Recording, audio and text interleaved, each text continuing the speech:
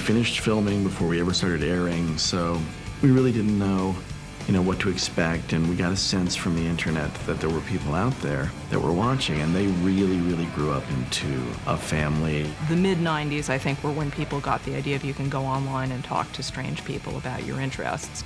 The time frame of that certainly benefited both the fandom and perhaps the show. The average Buffy fan is probably the person standing next to you. You have 10-year-old kids who are like, I want to grow up and be like Sarah Michelle Gellar, and you have 58-year-old women who watch it and, will debate, but what was the metaphor there? The PvP was kind of unique in that it was off of one or two particular internet sites, and it was just a big 6-hour party. Every year our fans come out and they throw us this amazing party, and the writers and producers and castmates all get to come out here, and even the writers are treated like the Beatles for a night. Let's give it up for the VIP!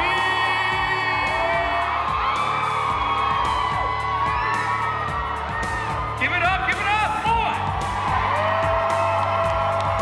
They are from all over the world on this posting board party. There's always people from Australia and Europe and stuff like that, so they're always in communication with each other. The UK is just one of the best because everybody's just, they're really easy to get along with, and we meet up once a year for like an unofficial, basically a freak party where people just get together, talk, drink, have a good time.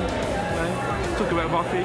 With the novels and the comics and the role-playing game, it's a whole immersive experience you can get into that doesn't depend on new episodes.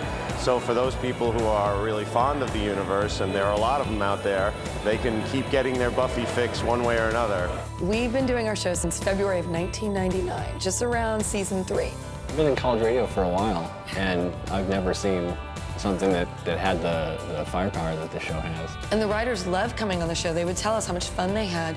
They loved being able to kind of talk to the fans and being able to say what it was like for them and how it was for them to write this episode and what they were going through. We found out that we had listeners in Europe and in Australia and in, Brazil and in Tokyo, and we were just like, whoa. It was just amazing to see all the people that just fell behind the show and just loved it like we did.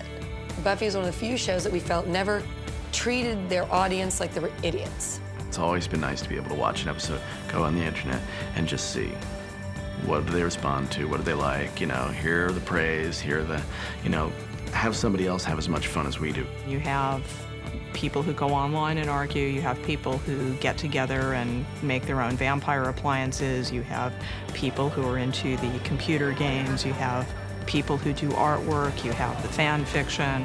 We all felt that we could relate, we could empathize, and we could sort of look at ourselves and find a little bit of Buffy in all of us, or a little bit of the characters in all of us. We have a connection with the internet fan base that is more than just, oh yes, thank you, you're all so wonderful, thank you for coming. We sort of worship at the same altar. Me and my staff are the biggest Buffy nerds alive. It's kind of a home to us too. Looks like the Hellmouth is officially closed for business. When we could, we would get together and watch it together as a bunch, as fans. We'd be like, ooh, what's gonna happen, even though we wrote it. In the beginning, it was the small and loyal audience that kept it afloat and gave it time to get the critical attention that it needed to reach a wider audience. So we owe a lot to these people. This fan base is so loyal and so intense that I can't imagine that it'll go anywhere soon.